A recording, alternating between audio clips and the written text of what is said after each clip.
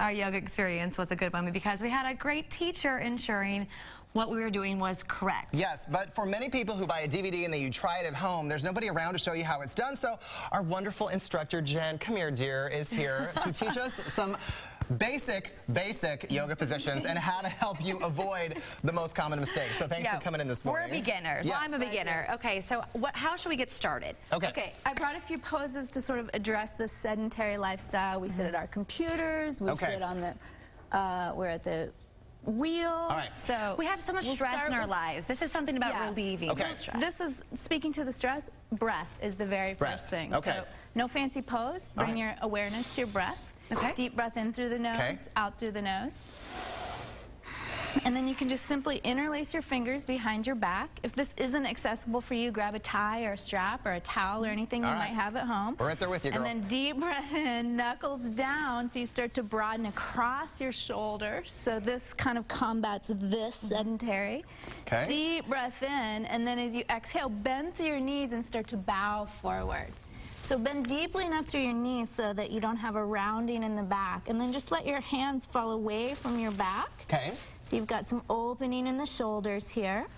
It's easy to stop breathing. It's easy, exactly. So that's where you're constantly bringing your attention and your awareness back to your breath, which helps in life too. It's easy to stop breathing when we have those little freak out moments. All the blood is flowing to my head right now. Yes. So release your fingertips to the mat. Yes. And then start to turn to one side. All right. And we'll drop our back knee. Okay. So the important thing here is to have a nice distance between your foot and your knee. Got it. If you're upright, then you don't have any opening happening here. Okay. So step your foot forward a little bit. So you've got this opening through your psoas and your hip flexors. Now it's important where our knee goes. We don't cause injuries. Right, so we want our knee stacked right over our ankle rather than this kind of a look. So we're taking care of our wrist, or our ankle, our lower wrist there. Okay. And our knee. So you can always grab your blocks here if this is too much. Love my blocks. So that you've got a nice straight spine. And then from here you can just take a deep breath in, start to straighten your front leg, bring your blocks back with you. So many people come to yoga saying, I'm tight in the hamstrings, I'm tight. So this is a great pose to start opening through the hamstrings.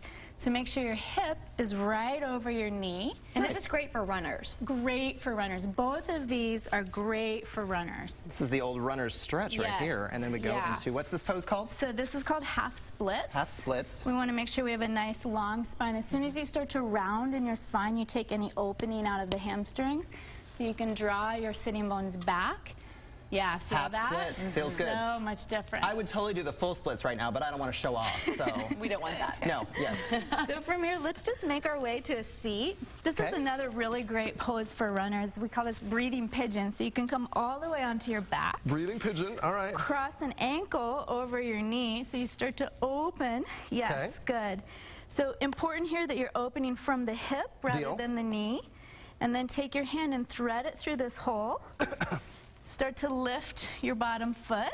Okay. And then you can either interlace your fingers over your knee or between your knee and your calf. And then you can just start to draw in. Yeah. I hope the folks at home are not just watching us, they're actually on come on now, join the floor joining us.